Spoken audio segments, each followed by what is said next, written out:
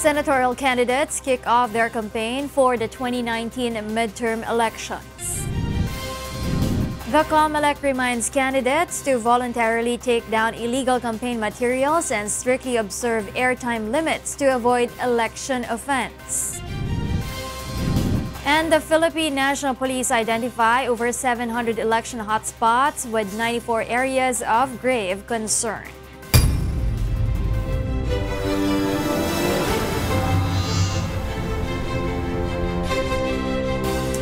Good evening. The campaign period has officially begun for the senatorial and party-list candidates today. With this, a COMELEC official underscores that prominent names and party affiliations are not all there is to it in choosing a candidate. Aiko Miguel tells us why.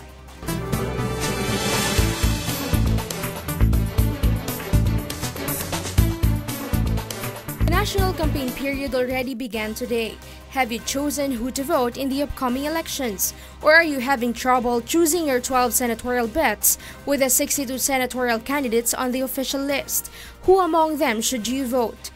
In the official list of the Commission on Elections, senatorial candidates' profile include those who belong to a political party, incumbent senators, former senators who want to return in the Senate, those who belong to the political clan or political families, actors, singers, and prominent people with different advocacies and reforms who aim to make a change in the country.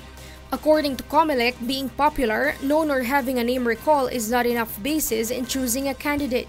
A voter must not also just focus on candidates who have long been serving in their posts or those who belong to political clans. Hindi sukatan yung sikat or yung popular sa galing na pwede mo makita sa kanya bilang elected official. So kailangan mag-ingat po yung ating mga botante. COMELEC also reminds the public to be wise in choosing who to vote. For voting is not a game of just randomly selecting names from the ballots. One of the things a voter must consider is the public's interest to change the society. Mahirap tignan yung listahan ng kandidato at sabihin, ito, hindi ito, ganyan. Kasi bawat isang kandidato merong strength at merong weakness. No? Merong advantages, may disadvantages. Yan ngayon ang hamon sa botante. Paano mo pipiliin yung tao na boboto mo? Kasi alam mo na wala sa kanilang perpekto. Candidates may have different profiles, but the bottom line, COMELEC says, is the ability of a candidate to prioritize the welfare of the people. Lawakan ng mga botante natin yung pag-iisip. At hindi lamang yung pang-sariling benepisyo ang pinoproblema nila. Dapat sana yung makakabenepisyo hindi lang sa sarili, hindi lang sa sariling komunidad, kundi sa buong bayan. Aiko Miguel, UNTV News and Rescue, Manila. Malacañang urges political candidates to strictly follow election rules as the campaign period for the May midterm polls officially begin. Let's find out why from Rosalie Cos. Candidates running for national positions are expected to begin holding their political sorties as the campaign period for the upcoming midterm elections officially kicks off today. Now that the election fever is on, Malacañang called on candidates to strictly observe rules and regulations to ensure an honest, orderly, and peaceful conduct of elections. Always, every government, every administration always appeal to all the candidates to strictly observe the election laws. We have to have a clean, honest, fair, credible elections. The palace also reiterated President Rodrigo Duterte's directive to his cabinet members as well as the uniformed personnel to remain apolitical and to not engage in campaigning for or against any political candidate or party. But the president even has called upon the members of the cabinet to strictly follow the rules on the prohibition on government employees, officials, not to campaign for or against any particular candidate, excepting himself because the provision says he is exempted from it. Malacañang also said that the president has never and will never seek the support of religious leaders for his preferred candidates.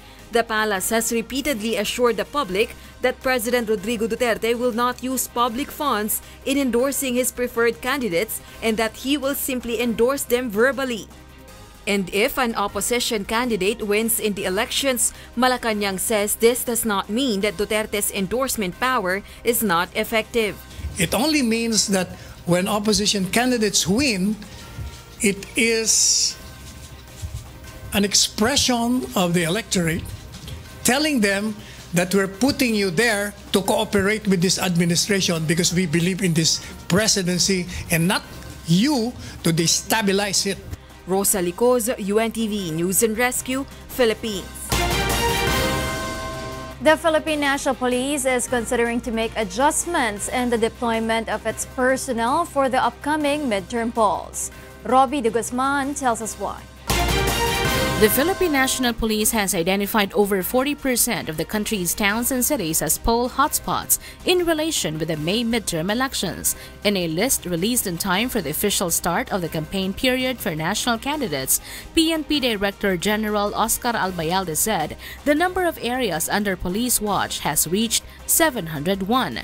This comprises 42% of the country's 1,634 cities and municipalities. Of the total number, 223 are under yellow concern. This means that these areas have an intense political rivalry or a history of election-related incident in the previous polls. 382 areas of immediate concern are placed under orange category due to serious armed threat or presence of rebels and terrorists, while 94 areas were placed under red or grave concern for exhibiting combined factors of the first two categories. This is based on the parameters that were given by the COMELEC. Unang-una, yung may presence of intense political rivalry at saka presence ng threat doon by the CPP-NPA and other threat groups.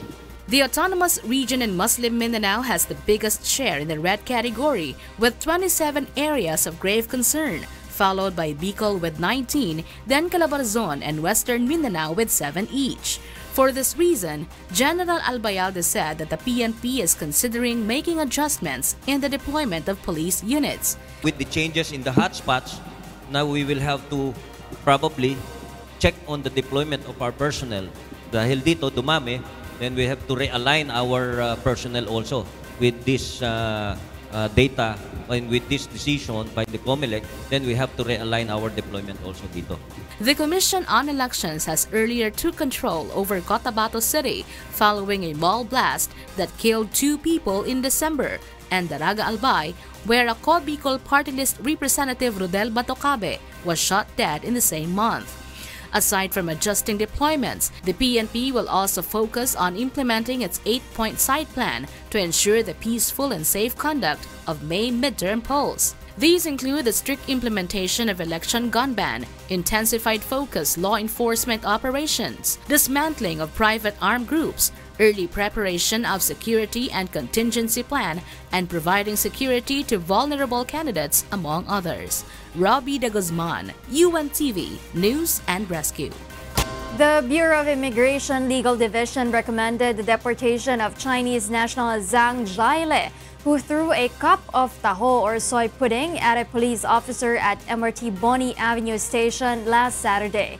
The Bureau said Zhang violated the MRT management's policy against bringing in and consuming food items inside the train station and for disrespecting a person in authority by throwing a taho at an officer who was just doing his job of enforcing the station's policy.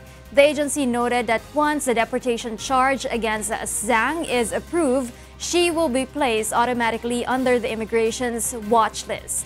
Zhang arrived in the Philippines in October 2018 on a special resident retiree visa. She is a freshman student taking up a Bachelor of Fashion at the School of Fashion and Arts Design Institute in Makati City.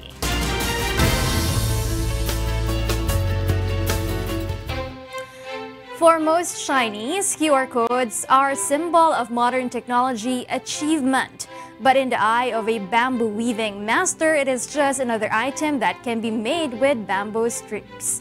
In East China's Fuzhou City, Fujian Province, 65-year-old bamboo weaving master Shi Xiang managed to blend the centuries-long traditional skills with modern technology. In a sense, a QR code is not generated by a software, rather by his bamboo strips. QR codes usually have complicated patterns, so it requires different sizes of bamboo strips to be weaved together to depict the lines, dots, and cubes after half a month's effort. C made first bamboo QR codes. Now, C needs 3 hours on average to complete a bamboo QR code and had received orders from many companies. Up next on Y News. Police nab Abu Sayyaf member allegedly responsible for the 2002 Kidapawan bus terminal bombing. And authorities seize a 90 million peso worth of Shabu stuffed inside car mufflers in Naiya. Thank you for keeping me company in the first part of Y News. More reasons behind the stories with Angelo, Castro III, and Thio after this quick break. I'm Rheena, Villamor-Camara. Good evening.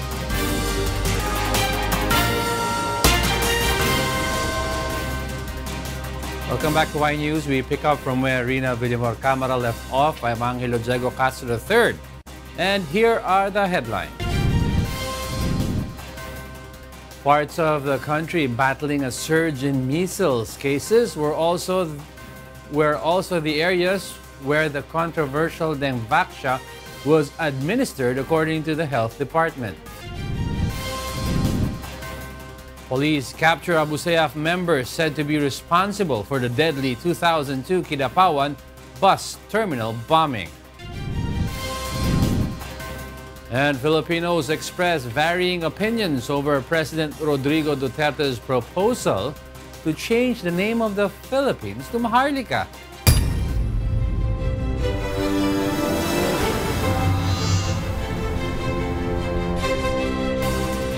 Opposition senatorial candidates went house to house in Caloocan City as the official campaign period kicks off. Mirasola Bogodil tells us why. 7 senatorial candidates on the opposition slate visited Caloocan City earlier today. They asked residents in the city what the new leaders of the country must pay attention to. This is far from what the opposition party traditionally does on the first day of the campaign period. The senatorials say it is high time to hear the public out. Ito pong 8 Diretso, ang taong bayan po, ang mga volunteers natin, ang mga pinapakinggan nating taong bayan, sila po yung nauuna. Hindi po ang kandidato ang nauuna. The opposition coalition includes Senator Bam Aquino, Magdalo Party List Representative Gary Alejano, former House Deputy Speaker Erin Tanyada, election lawyer Romy Macalintal, former Solicitor General Florin Helbay, former Bangsamoro Transition Commission member Samira Gutok, and former DILG Secretary Mar Rojas. Rojas was not able to join the sortie as he spent the first day of the campaign period in Capiz, where he traditionally starts his campaign program. The senatorials meanwhile deny the issue that they are not united. We will have several opportunities for him to join us again. So, mangyayari talaga, kahit ako nung ako'y tumakbo noong 2016, meron talagang mga panahon na hindi ako nakakasama sa slate. That's how it is. The group chose Caloocan City as their venue for the day 1 of their campaign, citing that it is in the city where the highest number of victims of extrajudicial killings has been recorded. There have been so many victims of EJ case in the Kamanaba area. Tuloy-tuloy pa rin ang patayan. The opposition coalition's platform includes education, security, justice, economy, the country's sovereignty, and the welfare of women, senior citizens, and farmers. The group will head to Naga City tomorrow, February 13, for its grand launching. Meanwhile, thousands of Cabalens flocked to the city of San Fernando to show their support to the senatorial candidates of the Hugbong ng Pagbabago Coalition, a regional political party founded by presidential daughter and Davao City Mayor Sara Duterte Carpio. The coalition endorses 30 names for the senatorial race, though only 12 spots are open in the Senate. Merong mga senator candidates na lumapit at nagpatulong para maghanap ng mga kaibigan sa iba't ibang lugar ng Pilipinas. So, naisip namin na tulungan sila dahil na nakikita namin na tutulong din sila sa administrasyon ni President Duterte. The Lady Mayor said that even though they feel the pressure, considering the strength of the rival candidates, she is confident of the track records and contributions of their senatorial candidates to national progress. Well, hopefully, naniniwala naman sila lahat sa gustong mangyari. Nating lahat na positive change, no? And nakikita nila yon sa sinusubukan na gawin ni President Duterte. So hopefully, yung mga tao dito sa probinsya ng Pampanga at sa buong Luzon, Visayas, Mindanao, suportahan nila yung mga senators na kaibigan, kakampi, partner ni President Duterte sa Senado. The campaign kick-off rally was launched in Pampanga, where President Duterte won a landslide vote in the 2016 presidential elections. Mirasol Abugadil, UNTV, News and Rescue. Various posters and tarpaulins of candidates that are illegally installed on trees, lampposts, and electric cables are seen on the first day of the campaign period for May 2019 midterm elections. John Nano tells us why. Candidates for national post in the 2019 midterm elections have started their sorties as the official campaign period kicks off Tuesday. Although the Commission on Elections already issued the guidelines for the election campaign, several posters and tarpaulins are still posted in prohibited posting areas. The UNTV news team made some rounds in Manila and Quezon City earlier and found a lot of violations of the campaign guidelines set by the COMELEC. On Banawe Avenue in Quezon City, posters and tarpaulins of candidates look like garlands hanging on electric cables. Various huge campaign materials exceeding the size set by COMELEC were also observed in different areas. Some were also placed in the trunks of trees, others were bound in tricycles, while some are found on the MMDA's footbridges. Although the campaign period which started today is only for senatorial candidates and party list groups, some local candidates have also posted their campaign materials ahead of the campaign schedule. Because of this, COMELEC has once again warned candidates for possible disqualification for violation of Fair Elections Act. Pag ang election offense ang parusa, as always, imprisonment of up to 6 years, fine, and disqualification. Meanwhile, in an interview with Daniel Razon on UNTV's digital interactive broadcast on Tuesday, COMELEC spokesperson Director James Jimenez emphasized that the poll body will be strictly monitoring campaign ads on television, radio, print, and even on social media. Jimenez reminded candidates to be careful in grazing requests for appearances as they might fall into political advertising which can be counted against them. Under COMELEC Resolution 10488 in line with RA 9006 or the Fair Elections Act, candidates and registered political parties running for national elected positions are given not more than a total of 120 minutes of television advertising and 180 minutes of radio advertising. Candidates for local elected positions, meanwhile, are given not more than 60 minutes of television advertising and 90 minutes of radio advertising. Jimenez clarified that interviews for news purposes are not considered campaigning. Problema, nagagamit yung mga interviews, mga guesting para kunwari hindi siya ad, kunwari interview nga siya or guest spot siya. So there are cases na pwedeng ituring na parang advertising din yon, no? Pangkaraniwan, ang pinaka-broad na generalization natin dito is that it's non-news. The COMELEC spokesperson also enlightened the viewers how candidates' appearances on television would fall on voters' education and not an election offense. The COMELEC meanwhile urged the public to report any illegal campaign posting. Using the hashtag Sumbong sa COMELEC, oversized and misplaced election paraphernalias can be reported to COMELEC through Facebook, Twitter, and Instagram. They can also send an email via talktocomelec@gmail.com. They just have to take a photo of the campaign materials, indicate the date and specific location, and also identify if the violation is misplaced or oversized material. Over the next few days, magtutuloy-tuloy yung proseso na yan hanggang sa makapag-file tayo ng mga complaint laban sa mga violators. Kaya nga pinapaalalahanan natin, ngayon pa lang baklasin nyo na. John Nano, UNTV News and Rescue, Quezon City. Actor-turned-politician and former Governor Emilio Ramon E.R. Ejercito believes that no vote rigging will happen during the 2019 midterm polls.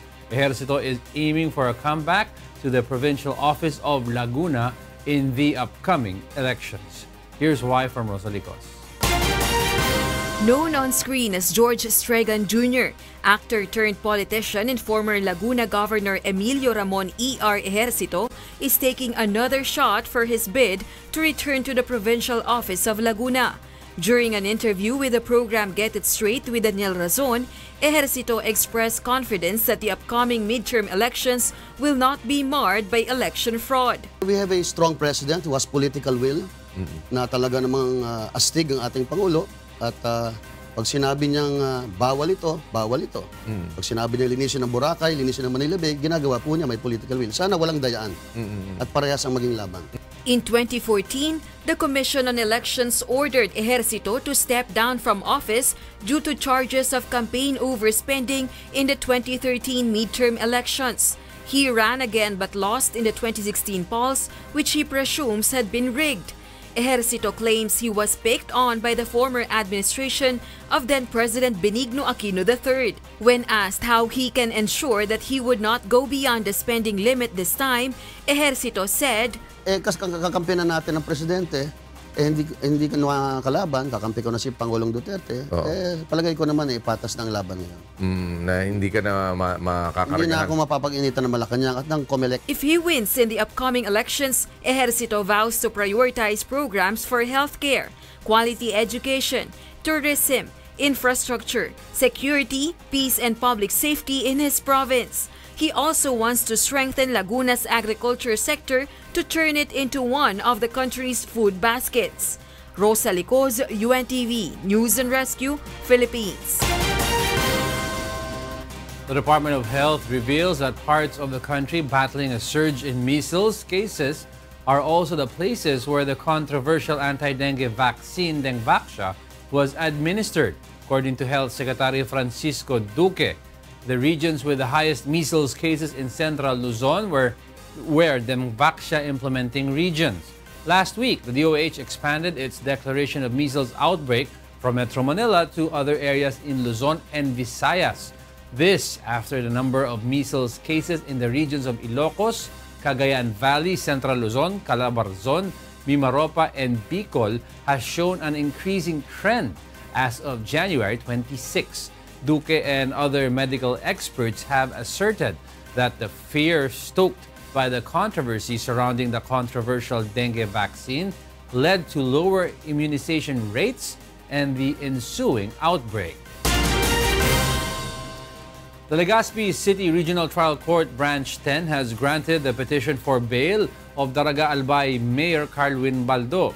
The court has fixed the respondent's bail at 3 million pesos cash or 4 million pesos surety property with the conditions that he will appear in court whenever it requires him to, report weekly to authorities, refraining from tackling his case in campaign sorties, and turn himself over to authorities when a criminal complaint is filed against him. In his request, Baldo cited his asthma as one of the reasons for him to be granted provisional liberty. Murder charges were filed against the Daraga mayor after being tagged as the mastermind in the slay of Ako Bicol party list Representative Rodel Batocabe in December last year. The Philippine National Police is investigating the whereabouts of Abu Sayyaf group members allegedly roaming around Metro Manila following the arrest of a man who was linked to the 2002 Kidapawan bus terminal bombing. Mirasol Abogadil tells us why. Authorities have finally captured one of Abu Sayyaf Group's most wanted members, Abdurrahman Dayung alias Bisnar Salabuddin Abu Talha, in Ermita, Manila on Sunday. Through a warrant of arrest issued in 2008 by Basilan Regional Trial Court Judge Leo J. Principe, soldiers and police nabbed Dayung along MH Del Pilar Street in Padre Paura area where he was working as a welder. Na-monitor natin na umiikot pupunta sa ibang mga kasamahan niya dito. Ang pagkakahuli natin sa kanya ay offshoot nung ating arrest ng isang kasamahan niya last December before translasyon. According to police records, Dayung was the one responsible for the abduction of 15 plantation workers at Golden Harvest in 2001. He was also involved in the October 10, 2002 bombing of a bus terminal in Kidapawan City that killed 7 individuals and injured 24 others. The NCRPO, meanwhile, is still investigating the whereabouts of other ASG members roaming around Metro Manila, specifically those who have links to Thio. Eliasar noted, however, that the arrest of ASG members in Metro Manila are no reasons for concern. Ang Abu Sayyaf kasi, meron kasi ng mga inactive, merong active, di ba? At merong iba naman, sympathizer supporters. In the case of dun sa na-arresto natin, right now, dinidetermine natin kung siya ba ay active member. Kasi ang base naman ng arrest natin sa kanya is yung warrant of arrest niya for the case that has happened long time ago. Dayung belonged to the ASG faction led by ISIS Emir Isnilon Hapilon, who was killed along with the leaders of the Maute group in a military operation at the height of Marawi siege. Mirasol Abugadil, UNTV, News and Rescue. The Bureau of Customs at the Ninoy Aquino International Airport has apprehended 90 million pesos worth of shabu in one of the warehouses inside the airport. Nel Maribuhok explains why. The NAIA Bureau of Customs has turned over to the Philippine Drug Enforcement Agency the 26 packages of shabu that were concealed in car mufflers. The value of the shabu is estimated at around 90 million pesos. Records revealed that the packages are said to have contained auto parts with declared value of $500 and have originated from California, USA. The NAIA Customs Examiner discovered the contrabands after the physical examination of the shipment at the DHL warehouse. Doon din nagduda yung examiner natin sa weight niya. The authorities did not give the name of the consignee. According to the BOC and PIDEA, it is possible that the people behind the illegal shipment already had suspicion that the authorities already discovered the shabu. So the recipient of the cargoes did not show up. But according to PIDEA, they are now conducting a case build-up for the filing of criminal case against those involved in the shipment of the said illegal drugs. We'll be filing charges po dun sa consignee and hopefully lumabas yung warrant of arrest para makapag launch tayo ng isa pang operation para sa consignee. Nel Maribuhok, UNTV News and Rescue, Pasay City. Changing the name of the Philippines has once again become an issue. This after President Rodrigo Duterte mentioned the issue in his speech in Maguindanao, but Filipinos have varying opinions on the said proposal. Monokson tells us why in this report.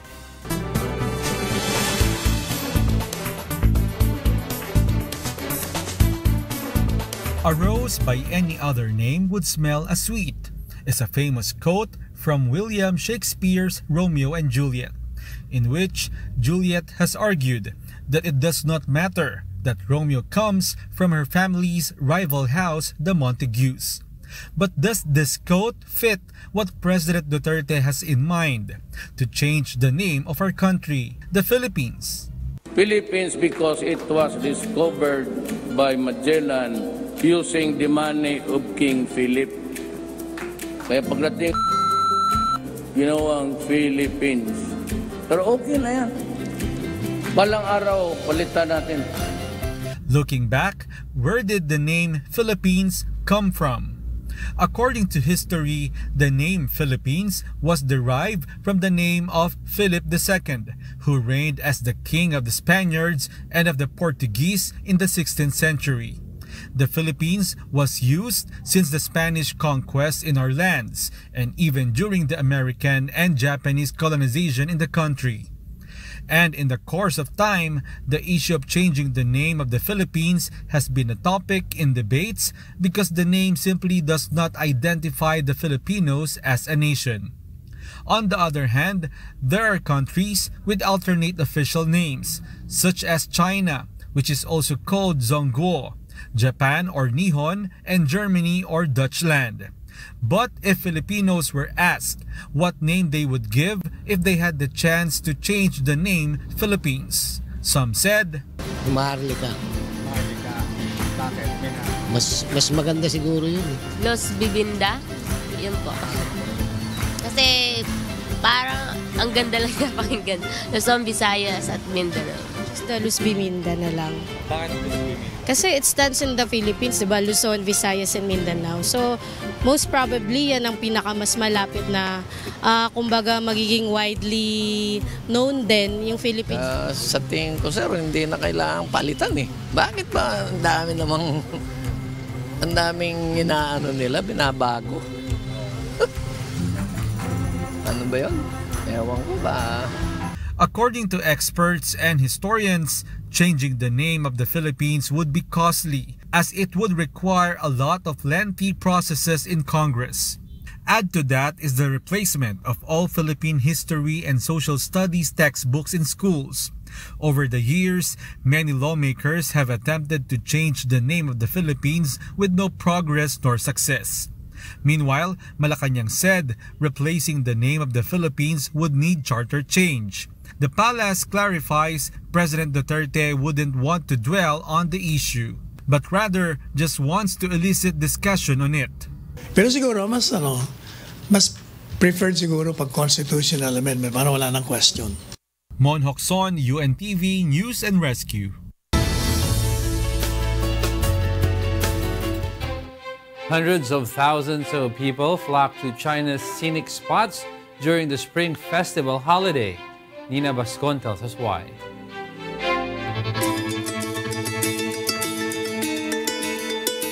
Tourist attractions across China have seen crowds of vacationers during the week-long Spring Festival holiday from Monday to Sunday. The Huangguoshu waterfall in southwest China's Guizhou province is the largest waterfall in Asia, and many tourists have chosen to tour the spot this year as Guizhou's all-national top-level tourist attractions are implementing a free ticket policy for tourists from 6 provincial-level regions that are providing economic support for Guizhou, and a half-price ticket policy for tourists from other areas in China. I'm very happy. I came here with my family, and we chose to come here because it's a well-known scenic spot in China, so we thought it worth visiting. The Huashan Mountain in northwest China's Shanxi province received more than 50,000 vacationers from Tuesday to Thursday, up to 25% from the same period last year. Known for its steep and perilous peaks, the mountain saw snowfall before the Spring Festival, and the winter scenery added extra joy for many. Famous for its diverse cultures of ethnic minorities and picturesque scenery, Yunnan is another favored tourist destination during the Spring Festival holiday. The province received over 29 million tourists in the first 5 days of the holiday. Nina Bascon, UNTV News and Rescue. Up next on Y News. U.S. lawmakers reach tentative deal to avoid another government shutdown. Venezuela opposition delivers first cargo of humanitarian aid as Nicolas Maduro launches new government strategy. And the winter has come to Game of Thrones themed ice hotel in Finland. And those are the reasons behind the stories in the second part of our newscast. Y News returns with William Thio. I'm Angelo, Castro III. Good evening.